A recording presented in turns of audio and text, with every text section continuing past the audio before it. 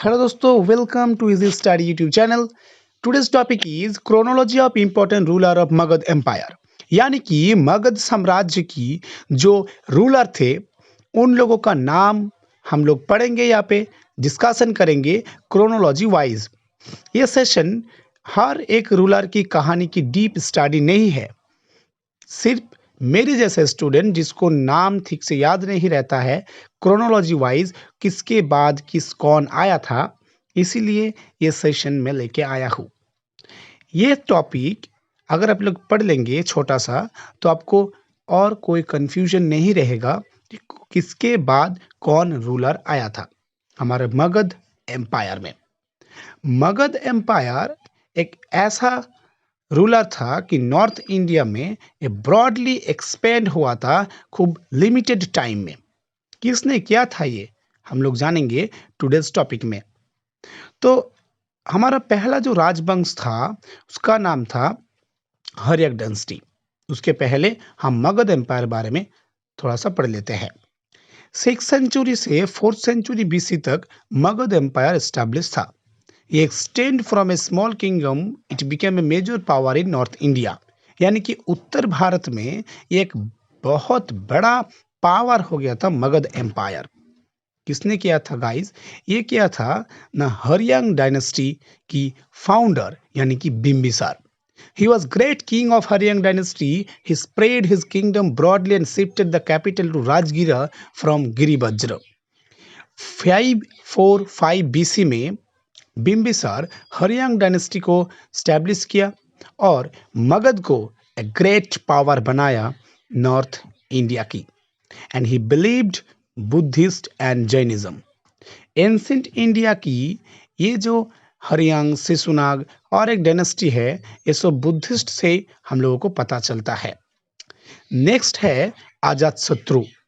Next king of Magadh, he killed his father to become the king. Ajatashatru the son of Bimbisara.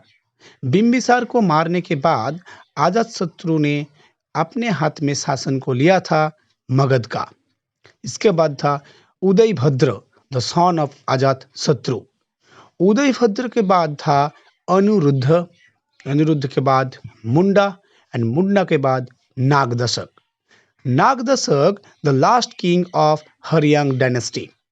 नाग दशक के बाद हमारा एक नया वंश स्टार्ट होगा जिसका नाम होगा शिशुनाग डायनेस्टी।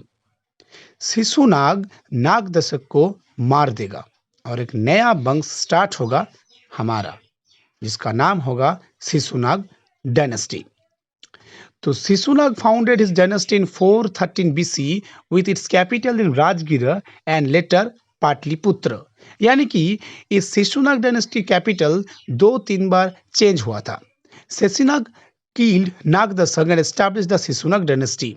शिशुनाग के बाद कालाशोक ने मगध का किंग बना था। इस कालाशोक के टाइम में बुद्धिस्ट का सेकेंड काउंसिल हेल्ड हुआ था, ये आप लोगों को ध्यान में रखना है। और बुद्धिस्ट का फर्स्ट काउंसिल हेल्ड हुआ था अजातशत्रु की टाइम में।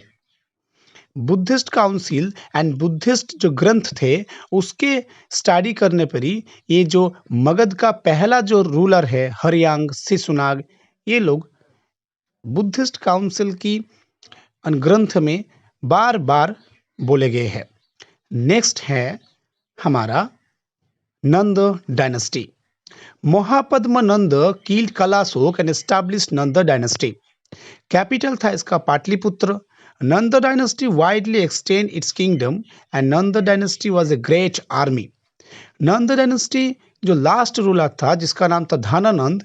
धनानंद उसके साम्राज्य में इतना ब्रॉडली एक्सपेंड किया था इसकी आर्मी की कि अलेक्जेंडर जब 321 BC में भारत में आक्रमण करने के लिए आया था, धनानंद की आर्मी को देख के वो नहीं आया था। पोरुष को हरा के जब नंद डायनेस्टी के और बढ़े तब उसको पता चला कि धनानंद के पास एक ग्रेट आर्मी है। इसीलिए झीलाम नदी के बाद ब्यास नदी नहीं पार हो पाए थे अलेक्जेंडर, एंड अलेक्जेंडर लौट गए थे उसके घर। तो ये था हमारा छोटा सा सेशन। इसके पार्ट 2 जरूर आएगा दोस्तों, द मौर्यन एम्पायर।